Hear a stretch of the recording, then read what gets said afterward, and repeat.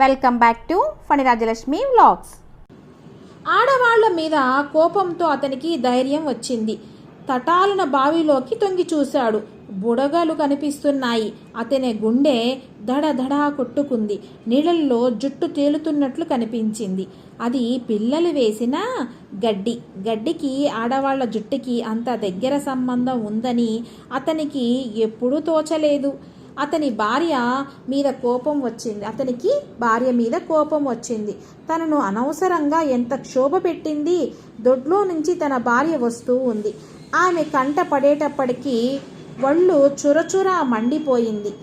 తనింత కష్టపెట్టి ఏమీ ఎరగనట్టు నంగనాచి మళ్ళీ అడుగులో అడుగు వేసుకుంటూ వస్తోంది. ఇంట్లోనే ఉంది.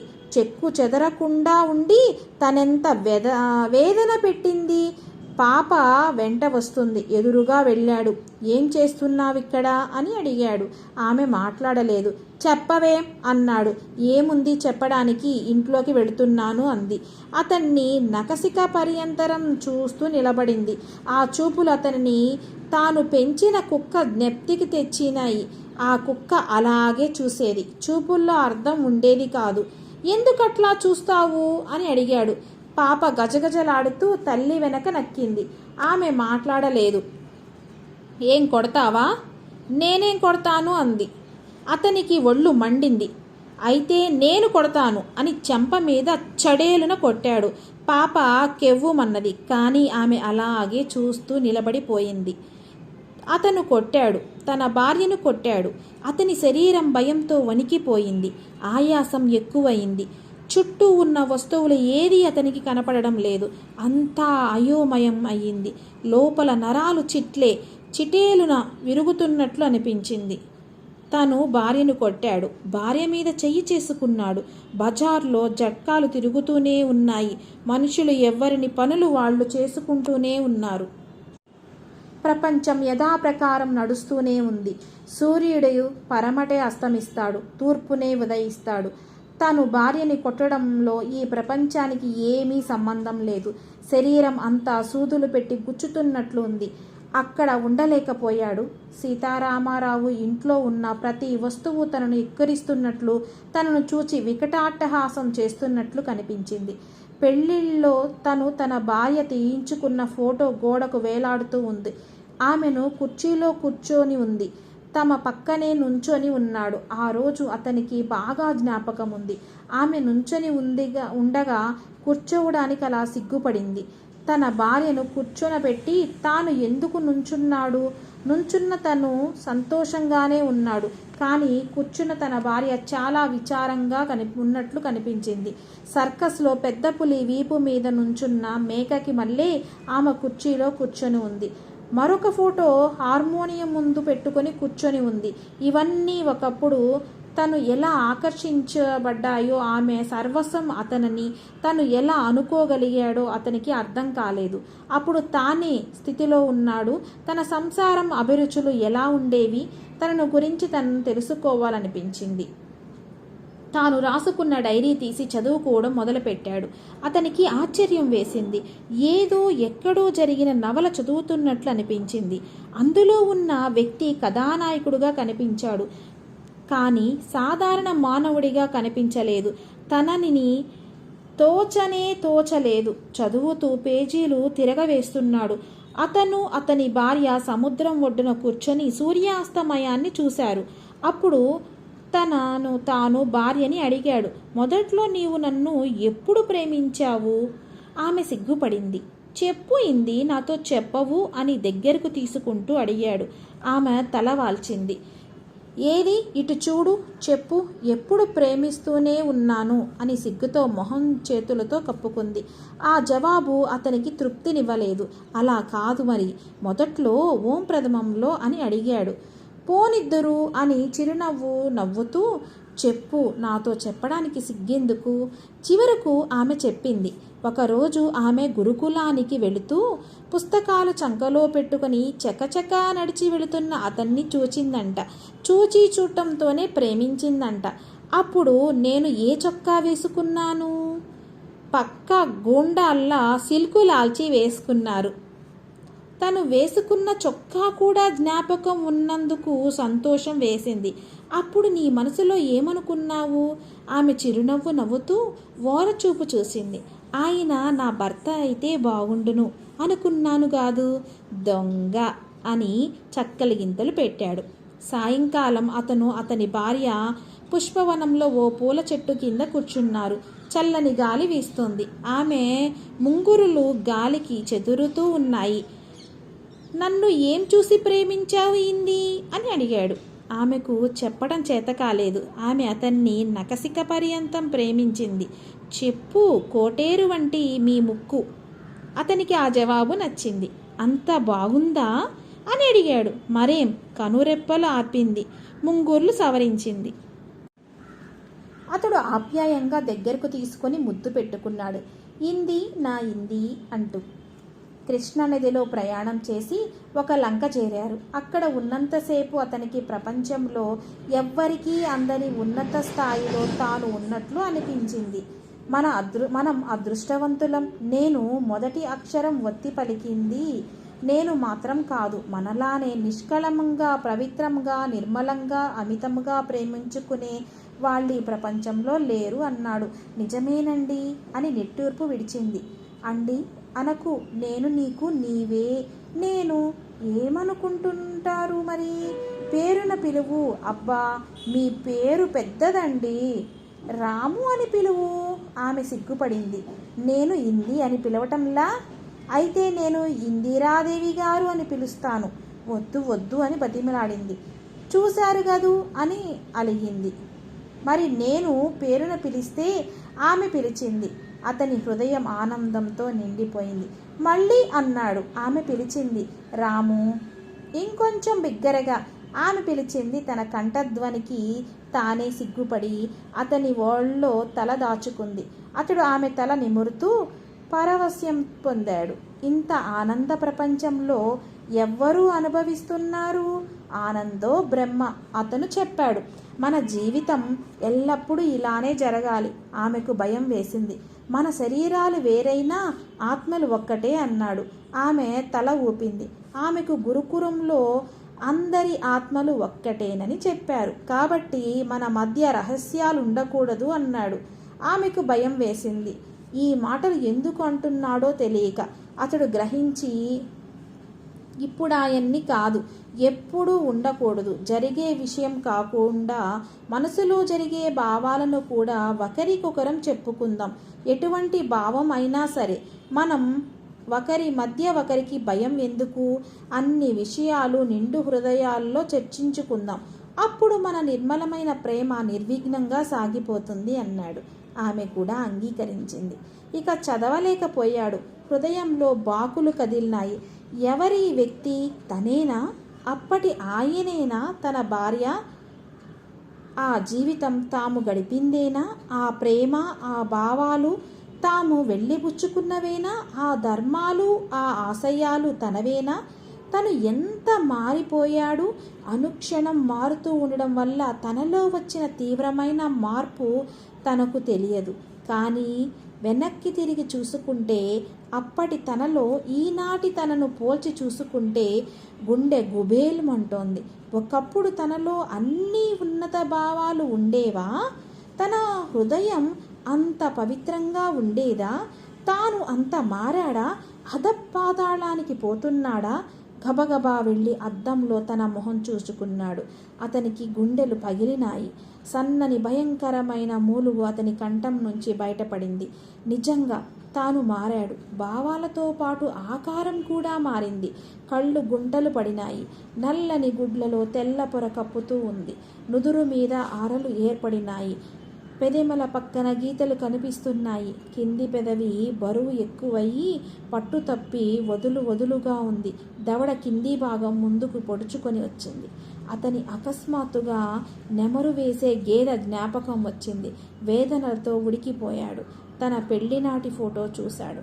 అద్దంలో ఇప్పటికీ తన ముఖం చూశాడు. ఇందులో ఎవర్ని నేను? ఎవర్ని? ఈ పిచాచాన్ని ఎవరిని? ఈ ప్రశ్నకు జవాబు లేదు. సౌమ్యమూర్తి విచారంగా చూచింది. పిచాచం భయపెట్టింది. అతనికి తన శరీరం పెరుగుతున్నట్లు అనిపించింది. ఇల్లు ఇరుకయింది, కత్తుల బోనయింది. తన శరీరం పటుత్వం లేదు. బయటకు వెళ్ళాడు. ఎక్కడికి వెడితే ఏం, వెళ్ళకపోతే ఏం? అసలు ఎక్కడికో ఒక చోటికి వెళ్ళాలని ఎక్కడుంది? వెళ్ళటమే కావాలి. ఎక్కడికి అనేది అనవసరం అయిన ప్రశ్న. అతడు వెడుతున్నాడు. నడుస్తున్న అతనికి అకస్మాత్తుగా ఒక దుస్థితికి తన స్నేహితులే కారణం అనిపించింది. వాళ్ళంతా తనలాంటి వాళ్లే. జీవిత ప్రవాహంలో కలవలేక వెనకబడి ఎవరికి వాళ్లే ఒక చిన్న ప్రపంచంగా, ద్వీపకల్పముగా తయారయ్యి తమ పాపాలను తామే మొయ్యలేక బాధపడుతున్న వాళ్లే. అతని స్నేహితుల్లో ముఖ్యుడైన సూర్యారావు ఒకప్పుడు కథలు, వ్యాసాలు రాస్తూ ఉండేవాడు. కొన్ని తిరిగి మళ్ళీ అతని దగ్గరికే వచ్చేవి. భూమి గుండ్రంగా ఉండడమే దీనికి కారణం అనుకునేవాడు, వాదించేవాడు, నిరూపించేవాడు. రెండో అతను శాతవాహనుడు. మాటల్లో విచిత్రత, ఇడ్లీ మీదకి కారపొడి ఇతనికి ఇష్టం. నేను సుఖపడను, ఇతరులను సుఖపడనివ్వను అంటాడు. ఇతనికి పిల్లలంటే అసహ్యం. ఈ విచిత్ర వ్యక్తిలో మరీ విచిత్రం ఏమిటంటే, ఇన్ని చెప్పే ఇతను, జీవితాన్ని ఎంతో నిర్లక్ష్యం చేసే ఇతను ఆకలికి మాత్రం దాసుడు. ఇడ్లీ మీదకు కారపొడో, భోజనంలోకి కొబ్బరి పచ్చడో లేకపోతే ఇంత మొహం చేసుకొని కొడతాడు. ఇక తన జీవితంలో ఈ కారపొడి, పచ్చడి తినే భాగ్యం ఇప్పట్లో రాదు అన్నట్లు ప్రవర్తిస్తాడు. బాలకృష్ణుడు ప్రతి చిన్న విషయానికి మా నాన్న ఉన్నాడు, చూశారు అంటూ ఉంటాడు. వాళ్ళ నాన్న చెప్పిన విషయం లేదు, చెప్పని విషయమూ లేదు. ఈ ప్రపంచంలో జరిగేవన్నీ ఇంట్లో కదలకుండా కూర్చొని ముందే చెప్పేస్తూ ఉంటాడు. అవన్నీ అతను చెప్పినవి చెప్పినట్లుగా అక్షరాల జరుగుతూ ఉంటాయి. అతని మాటలు వింటూ ఉంటే సీతారామారావుకి ఒక్కొక్కప్పుడు కోపం వస్తూ ఉండేది, ఒక్కొక్కప్పుడు ఈర్ష్య కలుగుతూ ఉండేది. ఇతరుల తల్లిదండ్రులు అయినట్లు తనకు తండ్రి అంటే భక్తే. కానీ అతని మాటలు వింటూ ఉంటే సీతారామారావుకి ఒక్కొక్కప్పుడు కోపం వస్తూ ఉండేది, ఒక్కొక్కప్పుడు ఈర్ష్య కలుగుతూ ఉండేది. ఇతరుల తండ్రులు సుంటలు అన్నట్లు తనకు తండ్రి అంటే భక్తే, కానీ బయటకు చెప్పుకోవడానికి బాలకృష్ణుడికి ఉన్న ధైర్యం తనకు లేదు. తనకు లేని ధైర్యాన్ని అతనికి ఉన్నందుకు ఈర్ష్య. ఒకరోజు బాలకృష్ణుడు మాట్లాడుతుంటే ఆగలేక మీ నాన్న గొప్పవాడా అని అడిగాడు. ఆ ప్రశ్నకు బాలకృష్ణుడు తెరిచిన నోరు ముయ్యకుండా చూస్తూ కూర్చున్నాడు. ఏమీ మాట్లాడలేదు. శివరావు మరొక రకం. తను గురించి ఎవరేవాళ్ళు గొప్పగా చెప్పుకుంటుంది ఏకరువు పెడతాడు. వాళ్ళ అభిప్రాయాలకు విలువ రావడానికి ముందు తను పొగుడుతున్న వాళ్ళు ఎంత గొప్పవాళ్ళో నిరూపించిన తరువాత తనను గురించి వాళ్ళిచ్చిన అమూల్యమైన అభిప్రాయాలను బయటపెడతాడు. ఒకతనికి ప్రపంచంలో ఎవరన్నా పడదు, తనంటే మాత్రం అతడు పడి చస్తాడు. ఒక గొప్పవాడు తను 2 రోజులు కనపడకపోతే ఉద్యోగానికి సెలవు పెట్టి తను వెతుక్కుంటూ వస్తాడు. మరొకడు అతి గోప్యంగా ఉంచవలసిన కుటుంబ వ్యవహారాలు కూడా తనతో చర్చిస్తాడు. తన దగ్గరకు వచ్చి ఏమోయ్ నా భార్య సంగతి నాకు అనుమానంగా ఉంది, ఏం చెయ్యమంటావు అని అడుగుతాడు. వీళ్ళంతా జ్ఞాపకం వచ్చేటప్పటికీ సీతారామారావుకి కంపరం పుట్టింది.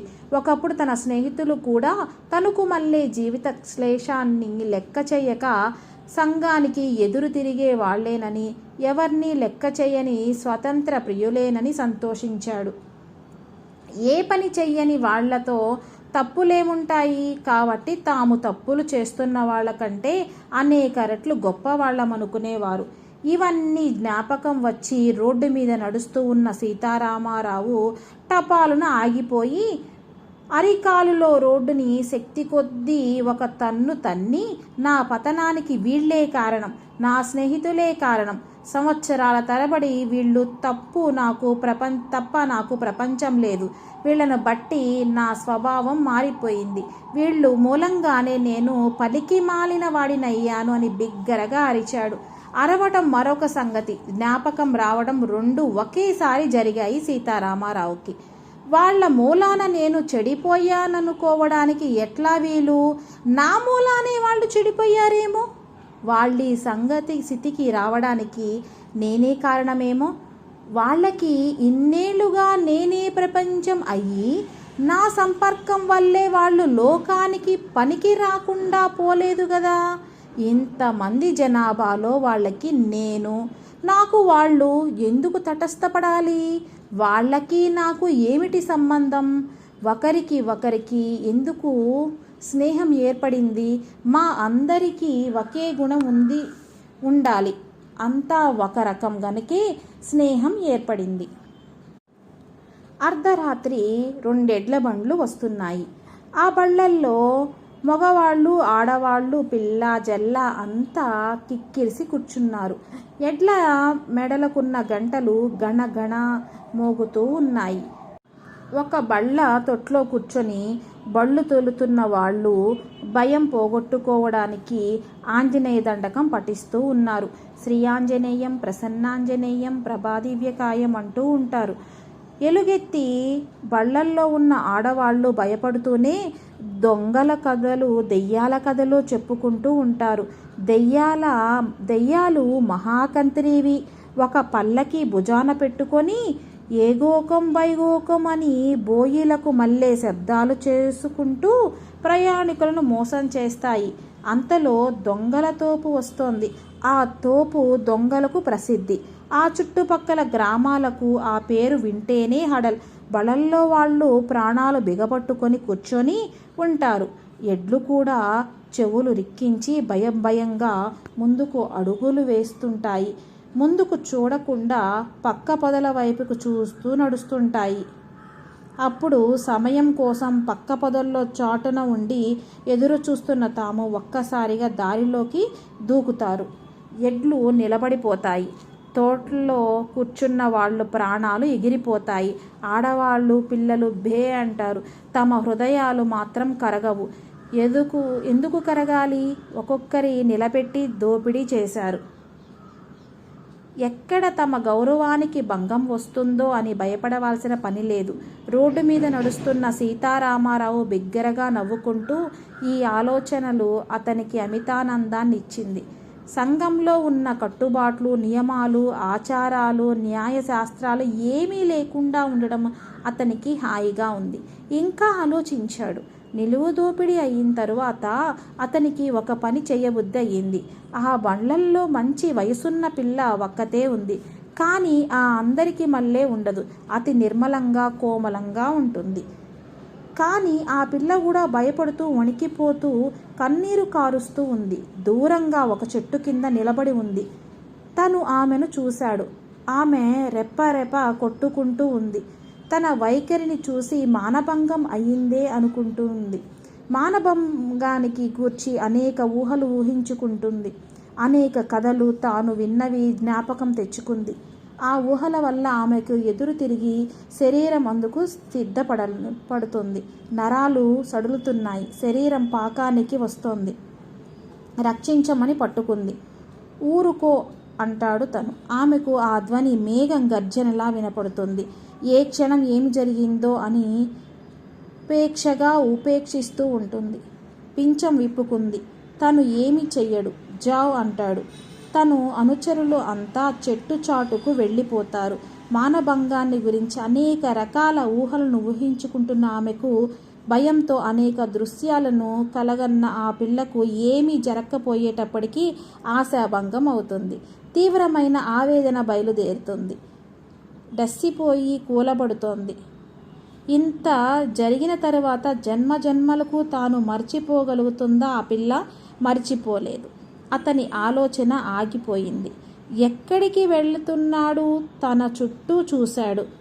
రామయ్య తాత ఇల్లు దగ్గరలో ఉంది. అతనికి రామయ్య తాత దగ్గరకు వెళ్ళబుద్దయింది. తను ఇప్పుడు ఏం చేస్తూ ఉంటాడు? సీతారామారావు వెళ్ళేటప్పటికీ రామయ్య తాత మనవడితో ఆడుకుంటున్నాడు. మనవడు వీపు మీద ఎక్కి గుర్రం గుర్రం చెల్ అంటున్నాడు. అంత పెద్దవాడు పసిపిల్లవాడికి మళ్ళీ ప్రవర్తించడం తనను తాను మర్చిపోయాడు. తన వయస్సు మరచిపోయి, తన భావాలను మర్చిపోయి, తాను పిల్లవాడికి మళ్ళీ ఆడుకోవడం అతనికి ఏమీ బాగాలేదు. ప్రపంచం ఇంత క్షోభ పడుతుంటే రామయ్య తాత శాంతంగా కాలం గడపడం అతనికి అసహ్యం వేసింది. ఆ క్షణం రామయ్య తాత అతని కళ్ళకు మరుగుజ్జులా, మట్టి పెడచగా, మర్యాద రామన్నగా కనిపించాడు. రామయ్య తాత అతన్ని చూచి పిల్లవాడిని దించి, ఈ జీవితం ఉంది చూశావు అని ఉపన్యాసం మొదలుపెట్టాడు. సీతారామారావుకి ఒళ్ళు మండింది. ఈ గుర్రమా తనకు నీతులు ఉపదేశించేది, జీవితాన్ని గురించి వ్యాఖ్యానం చేసేది? ఈ మాటలకు రామయ్య తాత ఉలిక్కి పడ్డాడు. సీతారామారావుని నిశితంగా పరిశీలిస్తూ, అందర్నీ తంతూనే ఉంది బాబు, కానీ ఎంత తన్నినా కొంతమందికి బుద్ధి రాదు అన్నాడు. అతనికి అకస్మాత్తుగా తన భార్యను కొట్టినందుకు ఎత్తి పొడుస్తున్నాడనిపించింది. ఇంతకీ అప్పుడే ఎట్లా తెలిసింది? తెలిస్తే మాత్రం ఇతనెవరు? తన్ను ఎత్తి పొడవడానికి అతనికి ఏదో ఒక విధంగా అవమానపరచాలనే బుద్ధి కలిగింది. రామయ్య తాత, వీడు నీ కూతురు బిడ్డడేగా అని అడిగాడు. అవును బాబు అన్నాడు. ఒక్కసారి నీ కూతురు బిడ్డ ముక్కుతుడు తాత చూడాలని ఉంది. నువ్వు ఆ పని చేస్తే చూచి చచ్చిపోవాలని ఉంది అన్నాడు సీతారామారావు. రామయ్య తాత అతన్ని పరీక్షగా చూశాడు. ఇలా అన్నాడు, చావదలిచిన వాళ్ళకి కోర్కెలుండడం మంచిది కాదు బాబు. కోర్కెలు ఉన్నవాడు చావడానికి అర్హుడు కాదు. చావు బతుకులు రెండూ సమాన దృష్టితో చూడగలిగిన వాడే ఏ పనినైనా చేయగలుగుతాడు. చూస్తాను, చస్తాను అని బెదిరించి భయపెట్టి సంఘ దృష్టిని, సానుభూతిని సంపాదించాలనేవాడు చావలేడు బాబు అన్నాడు. మరి నువ్వెందుకు బ్రతుకుతున్నట్లు తాత? నీకేమీ కోరికెళ్ళేవు గదా, మనువడి ముక్కు తుడవడానికా అని అడిగాడు. అతనికి ఎందుకనో రామయ్య తాతని చూస్తున్న కొద్దీ కోపం ఎక్కువవుతోంది. గొడవ పెట్టుకొని కింద పడేసి డొక్కల్లో తన్నాలనిపిస్తోంది. అయితే తాత రాములవారు భగవంతుడే అయినప్పటికీ అనేక తప్పులు చేయడానికి కారణం ఏమంటావు? మానవుడుగా ఈ ఉన్నంతకాలం మానవ మాతృడుగానే ప్రవర్తించాలనే కాదు. నువ్వు చెప్పేది ఎంత తెలివిగలవాడైనా పరిస్థితులను సమన్వయం చేయగలిగేటట్లు గొప్పవాణి లక్షణం. అంతేకాదు, మొన్న నువ్వు నాకు చెప్పింది అని అడిగాడు. అతను ఏదో ఒక విధంగా తగాదా పెట్టుకోవడానికి ప్రయత్నిస్తున్నాడని తాత గ్రహించాడు. సంభాషణ పెంచకూడదని తల ఊపాడు. ఇక నా భార్యను కొట్టడంలో తప్పేముంది తాత? నీ భార్యను కొట్టడం తప్పని నాకు తెలుసు. ఆమె తప్పేమీ లేదని, నా మనోవికారమే కారణమని నాకు తెలుసు. తెలిసినప్పటికీ మానవులు చేసే పనే నేను చేశాను. నా ఆలోచనలు నీవు అన్నట్లు పరిస్థితులకు అతీతంగా చూచుకున్నాను తాత. తాత రాముల వారు సీతాదేవిని చితి ఎక్కించడానికి, మహారణ్యాలు పాలు చేయడానికి కారణం ఇదేగా తాత. నేను కూడా అవతార పురుషుణ్ణి కాదు కదా అని అడిగాడు. రామయ్య తాత కొంతసేపు ఏమీ మాట్లాడలేదు. ఏదో తీవ్రంగా ఆలోచిస్తున్నట్లు కనపడ్డాడు. క్షణానికి ముఖ కవళికలు మారుతున్నాయి. కళ్ళు ఎరిపెక్కినాయి. కనుబొమ్మలు ముడిపడినాయి. కొంతసేపు అయిన తర్వాత సీతారామును గురించి చూస్తూ, నా మనుమరాలిని కొట్టావా బాబు అని అడిగాడు. అవును తాత అన్నాడు సీతారామారావు. పెద్దలు నడిచిన దారినే నడిచాను. ఆ శ్రీరామచంద్రమూర్తే నాకు ఆదర్శం అన్నాడు చిరునవ్వు నవ్వుతూ. తాత ఓడుకుంటున్నాడని, ఇంకా ఉడికించాలని అభిలాష కలిగింది. దేనికి తొణకని తాతని కదిలించి కోపం తెప్పించి అతనిలోని సామాన్య మానవుని లక్షణాలను చూడడం అతనికి ఆ క్షణం ఆనందాన్నిస్తూ ఉంది. తాత కళ్ళు చింతనిప్పులయ్యాయి. మూర్ఖుడా, శ్రీరామచంద్రమూర్తితో పోల్చుకుంటున్నావా అన్నాడు. సీతారామారావు తాత ఉగ్ర నరసింహమూర్తిలా కనిపించాడు. ఇందాకటి నుంచి నిప్పుతో చెలగాటమాడుతున్నట్లు అప్పుడు అతనికి బోధపడింది. తాత తనను అర్థం చేసుకున్న తాత కాదు.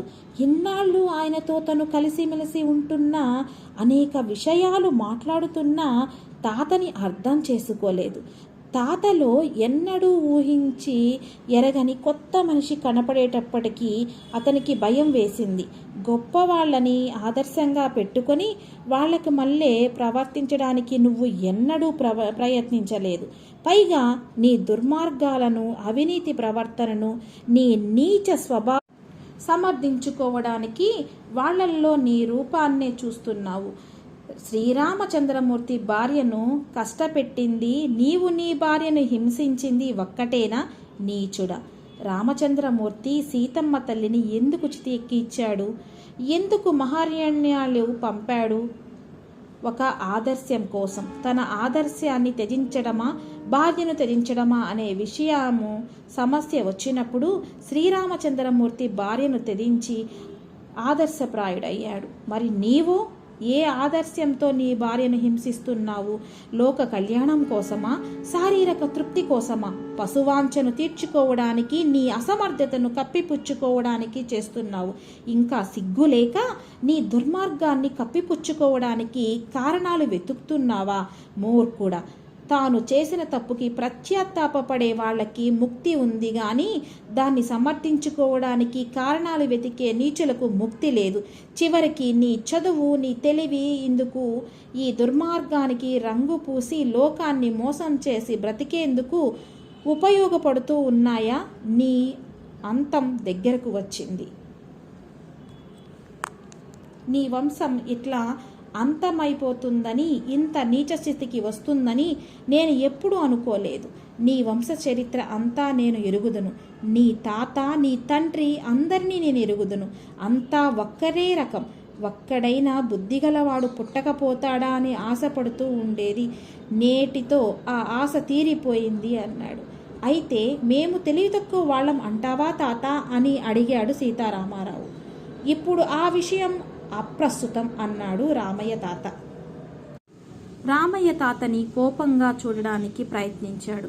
కానీ అతని చూపులు నిలవడం లేదు. రామయ్య తాత ఉండ్రాళ్ళ తిని పొట్టను సవరించుకున్న వినాయకునిలాగా కనిపించాడు. సీతారామారావు బజార్న పడ్డాడు. అతనికి బజార్న పడ్డట్లు తెలుసు. తనకు గమ్యస్థానం లేనట్లు తెలుసు. బజారు వెళ్ళడం అనవసరం అని తెలుసు. కానీ తన ప్రమేయం లేనట్లుగా కాళ్ళు మోసుకుపోతూ ఉన్నాయి. అతని కాలికి ఏదో తగిలింది. టక్కున ఆగిపోయాడు. చూచాడు మసిబొగ్గు. ఒంటరిగా దిక్కు దివాణం లేకుండా పడి ఉన్న ఆ మసిబొగ్గును చూస్తే అతనికి అలుసయ్యింది. అటూ ఇటూ తన్నాడు. అది తాను ఎటు తంతే అటు వెళ్ళింది. దాని అమాయకత్వానికి అతనికి నవ్వు వచ్చింది. చేత్తో తీసుకొని ఎగరవేసి పట్టుకుంటూ నడుస్తున్నాడు. ఎంత ఎత్తు గిరాటు వేసినా అది మళ్ళీ తనకు వచ్చి పడుతూ ఉంది. సిగ్గులేదు, దీనికంటే భార్య నయం అనుకున్నాడు. కానీ వెంటనే జాలి వేసింది. దెబ్బ తగిలిందా అని నిమిరి మాబుచ్చే అని లాలించి ముద్దు పెట్టుకున్నాడు. పెదెమలతో ముద్దు పెట్టుకుంటే చేతులకు మసి అయ్యింది. వెంటనే ఊళ్ళో ఉన్న గోడలన్నింటినీ తెల్లగా కనిపించాయి. గోడల నిండా మసిబొగ్గుతో బొమ్మలు గీయడం మొదలు పెట్టాడు. అతని చుట్టూ పిల్ల గుంపు పోగయ్యింది. నా బొమ్మ రాయమంటే నా బొమ్మ రాయమని వెంటపడ్డారు. పోండి పోండి అని పిల్లల్ని తరిమాడు. నల్ల కోటు వేసుకొని జరీతల బాగా ఒకటి చుట్టుకొని చేతికర్ర పట్టుకొని ఒక పెద్ద మనిషి టీవీగా తన ముందు నడిచి వెళ్ళడం చూశాడు. ఏయ్ ఆగు అన్నాడు. ఆ పెద్ద మనిషి కంగారు పడుతూ ఆగాడు. సీతారామారావు అతని దగ్గరకు వెళ్ళి భుజం మీద చెయ్యేసి, అది సరేగాని నువ్వు ఎందుకు పుట్టావో నీకు తెలుసా అని అడిగాడు. పెద్ద మనిషి కంగారు పడ్డాడు. మీరు ఏం చూసుకొని ఈ డాబు సరి అని బిగ్గరగా నవ్వడం మొదలుపెట్టాడు సీతారామారావు. ఆ పెద్ద మనిషి తప్పించుకు వెళ్ళడానికి ప్రయత్నించాడు. నీవు గంగిరెద్దు మల్లె, చాకలివాణి గాడిదకు మల్లె ఇన్ని గుడ్డలు కప్పుకున్నావేం? మొన్న ఒక చీర అడిగిందని ఎందుకురా నీ భార్యను కొట్టింది? నీ భార్య నాకు చెల్లెలు వంటిది కనుక అడుగుతున్నాను. ఆడదాన్ని కొట్టడానికి నీకు చేతులు ఎట్లా వచ్చినాయిరా అని అడిగాడు. ఆ పెద్ద మనిషి విదిలించుకొని వెనక్కి తిరిగి చూస్తూ వెళ్ళిపోయాడు. తిరిగి తిరిగి భోగం వాళ్ళ పేటకు వెళ్ళాడు. సీతారామారావుకి వాళ్ళు ఏం మాట్లాడుకుంటున్నారో తెలుసుకోవాలనిపించింది. గబగబా వాళ్ళ దగ్గరికి వెళ్ళి, ఏమిటే వాడితో నువ్వు మాట్లాడేది అని అడిగాడు. వాళ్ళిద్దరూ ఒకళ్ళ మొహం ఒకళ్ళు చూసుకుంటూ నిలబడ్డారు. చెప్పవేం, నాకు వినాలని ఉంది అన్నాడు. నీకనవసరం అంది ఆ పిల్ల. అనవసరమా? సంఘంలో ఇద్దరు మాట్లాడుకునే మాటలు, ఇద్దరు ప్రవర్తించే ప్రవర్తన అందరికీ అవసరమే. తెలుసుకోవాల్సిన బాధ్యత అందరి మీద ఉంది. సంఘం అంటే ఏమనుకున్నావు? ఆ కుర్రవాడు ఆ మాటలు విని భయపడి మెదలకుండా వెళ్ళిపోయాడు. సీతారామారావుని ఆమె ఇంట్లోకి రమ్మని పిలిచింది. అతన్ని కూర్చోపెట్టి తమలపాకు తెచ్చి ముందు పెట్టి తాను పక్కనే కూర్చొని చిలకలు చుట్టిస్తూ ఉంది. అతను తీసుకోబోతే నేను తినిపిస్తా అని ఒక్కొక్కటి నోటికి అందించడం మొదలుపెట్టింది. నాకు డబ్బంటే వ్యామోహం లేదండి అంది. నేనసలు భోగం దాన్ని కాదండి. మహాప్రతివ్రతవా ఏమిటి కొంపదీసి అని లేవబోయాడు. తమ్మ ఉమ్మి వేయబోయాడు. నేను చెప్తే మీకు నవ్వులాటగా ఉంటుంది కదండి. నేనసలు భోగం దాన్ని కాను. నేను చెప్తే గొప్పకు చెప్తున్నానని అనుకుంటారు, కానీ నేనసలు బానిస పిల్లని అంది. అతను నోరు తెరుచుకొని వింటున్నాడు. తమలపాకుతో ఎర్రబారిన అతని నోరు కాకిపిల్ల నోరుకు మళ్ళీ లక్క చిట్టికి మళ్ళీ ఉంది. నా తల్లి ఒక బాపన కుర్రాడు మోసం చేశాడు. పెళ్లి కాకముందే నేను పుట్టాను. నన్ను నా తల్లి భోగం వాళ్లకు అమ్మేసింది. నేను ఈ వృత్తిలో ప్రవేశించానని ఎంత పోట్లాడుకున్నారు అని కన్నీరు పెట్టుకునేందుకు ప్రయత్నిస్తూ ఉంది. ఎందుకని? ఈ వృత్తిలో కష్టం ఏముంది? అదేమిటి మీరు కూడా అట్లా అంటారు? ఇంతకీ మేమంటే అందరికీ అంత చులకన అని విచారంతో అంది. నీకు భారీగా మారాలని ఉందా ఏమిటి? ఎప్పుడూ అదే అనుకుంటా ఉంటాను. ఎవరినైనా పెళ్లి చేసుకొని హాయిగా కాలం గడపాలని ఉంటుంది. ఈ వృత్తి చాలా నీచమైందండి. నా గుణానికి బొత్తిగా సరిపడదు అంది. ఏం, నీ గుణం మంచిది కాదా? అదేమిటండి? అయితే భారీగా ఉండి నీకు పిల్లల్ని కూడా కనాలని ఉందా? ఆమె సిగ్గు అభినయిస్తూ చీర జరీ అంచు చేతి వేళ్లతో సర్దుకుంటూ, ఎంత చెడ్డ, మేం మాత్రం ఆడవాళ్ళం కాదంటండి. ఏం ఆడదానికుండదండి? ఏ కోర్కె మీరట్లా అంటారు గాని మేము అందరి వంటి వాళ్ళమేనంది. ఈ మాటకు సీతారామారావు ఉలిక్కిపడ్డాడు. మనసులో ఈ ఆలోచనలు చెలరేగుతూనే ఉన్నాయి. కళ్ళతో ఆమెను తీక్షణంగా చూశాడు. మనసులో ఆలోచనలు కట్టుబడినాయి. అతని కళ్ళకు ఆమె ఒక్క క్షణం సూర్యారావుగా, ఒక్క క్షణం శాతవాహనుడిగా, ఒక్క క్షణం బాలకృష్ణుడిగా, ఒక్క క్షణం శివరావుగా, ఒక్క క్షణం తానుగా కనిపించింది. సీతారామారావు ఓరి భగవంతుడా అని ఒక్క అరుపు అరిచి బయటకు పరిగెత్తాడు. ఎక్కడ ఆగకుండా రోడ్డు వెంబడి ముక్కుకు సూటిగా వెళుతున్నాడు. ఒక ఏనాదివాడు తాగి తూలుతూ ఎదురుగుండా వస్తున్నాడు. రాగాలు తీస్తున్నాడు. వాడి భార్య రెక్క పట్టుకొని తీసుకువెళుతూ ఉంది. వాడు మధ్య మధ్య విదిలించుకొని ఉండవే అంటున్నాడు. తాగావంట్రా అని అడిగాడు సీతారామారావు. చెప్పవే, దొరేదో అడుగుతున్నాడు అని అన్నాడు పెళ్ళాన్ని. నీకేమయ్యా తాగితే అంది రెక్క పెట్టుకొని తీసుకువెళుతూనే. సీతారామారావుకి సంఘానికి తన బుద్ధి అయ్యింది. కానీ ఎట్లా? ఈ సంఘానికి తలెక్కడా, తోకెక్కడా, ఉదరం ఎక్కడా, ఎట్లా తన్నేటట్లు? ఈ రోడ్డు చివరి దాకా నడిచి వెళ్ళి మలుపు తిరిగాడు. రోడ్డు పక్కనే దేవాలయం ఉంది. దాని ముందు మీటింగు జరుగుతూ ఉంది. జనం తండోపతండాలుగా వస్తున్నారు. వాళ్లను చూసేటప్పటికీ ఇన్నాళ్ల నుంచి తాను వెతుకుతున్న సంఘం, తనకు కనపడకుండా తప్పించుకున్న సంఘం అదే అనిపించింది. గబగబా జనం మధ్యలోకి వెళ్ళాడు. వేదిక మీద ఉన్న పరబ్రహ్మ శాస్త్రి, నాగలింగం, రాంబొట్లు, విశ్వేశ్వరరావు, చైతన్య స్వామి కూర్చుని ఉన్నారు. వాళ్ళ మెడల్లో బండెడు పూలమాలలున్నాయి. వాళ్ళు ఒక్కొక్కళ్ళు లేస్తూ ఉన్నారు. ఉపన్యాసాలు ఇస్తున్నారు. ప్రజల్లో ఉన్న దారిద్ర్యం పోవాలంటున్నారు. అజ్ఞానం నశించాలి అంటున్నారు. ప్రజలు పడుతున్న కష్టాలకు కన్నీరు కారుస్తున్నారు. సీతారామారావుకి ఆశ్చర్యం వేసింది. వాళ్ళ మెడల్లో ఉన్న పూలమాలలు, వాళ్ళ కుర్చీల్లో కూర్చున్న వైఖరి, ప్రజల కళతార ధ్వనులు, వాళ్ళ ఆనందం ఇవన్నీ అతన్ని కలవరపరిచాయి. వీళ్ళ ప్రజలకు నీతులు చెప్పేది, వీళ్ళు చేస్తున్న మోసాలు, అన్యాయాలు ప్రజలు అప్పుడే ఎట్లా మర్చిపోయారు? తమ ప్రవర్తనను మార్చుకోకుండా ప్రజలకు ధర్మోపన్యాసాలు చెప్పడానికి ఎట్లా సిగ్గులేదు? అతను తుకతకా ఉడికిపోయాడు. హృదయం నుండి బయటికి రావడానికి ఏదో గిలా గిలా తన్నుకుంటూ ఉంది. నేను మాట్లాడతాను అని జనంలో నుంచి కేక వేశాడు సీతారామారావు. ఆ ధ్వని ప్రజలంతా నిశ్శబ్దపూరితులయ్యారు. ప్రజల దృష్టి అతని వైపుకు ఒక్కసారిగా మరలింది. అధ్యక్షులు దయచేయండి అన్నారు. సీతారామారావు ప్రజల్ని నెట్టుకుంటూ వెళ్ళి వేదిక ఎక్కాడు. వేదిక మీద ఉన్న వాళ్ళు ఇతన్ని ఎరిగిన వాళ్లే. సూర్యప్రకాశరావు తనకి దగ్గర బంధువు కూడాను. అతను ఆకారం భయంకరంగా ఉంటుంది, తూలిపోతూ ఉంది. అతన్ని చూచి వేదిక మీద ఉన్న వాళ్ళంతా గాబరా పడి వాళ్ళల్లో వాళ్ళు గుసగుసలాడుకోవడం మొదలుపెట్టారు. అతను జనాల్ని తీక్షణంగా చూస్తూ, వీళ్ళ మీకు నీతులు ఉపదేశించేది, వీళ్ళ మాటలు వినడానిక మీరంతా తహతహలాడేది, వీళ్ళనా మీరు గౌరవించేది? వీళ్ళల్లో ఒక్కడు రుజుమార్గాన బతుకుతున్నవాడున్నాడా? వీళ్ళంతా దుర్మార్గులు, ద్రోహులు, మోసగాళ్ళు, అవినీతి పరులు అని బిగ్గరగా కేకలు వేశాడు. ఇందులో మీకు నీతులు చెప్పదగ్గ వాడెవడు? ఈ పరబ్రహ్మశాస్త్ర.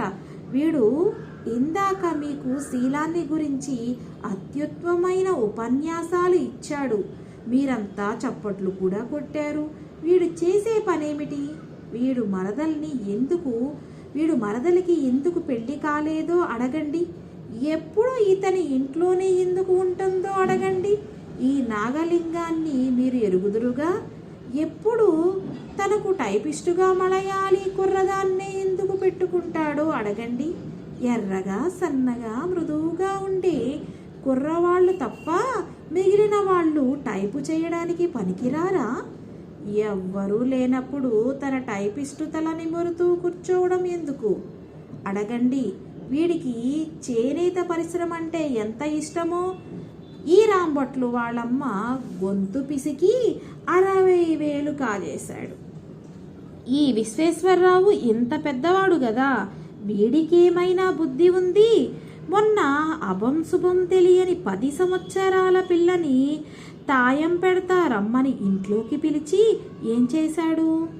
1 నెల రోజులు మీరు ఆ విషయం చెప్పుకుంటేనే, వీణ్ణి బహిష్కరించాలని తీర్మానించుకుంటేనే, అప్పుడే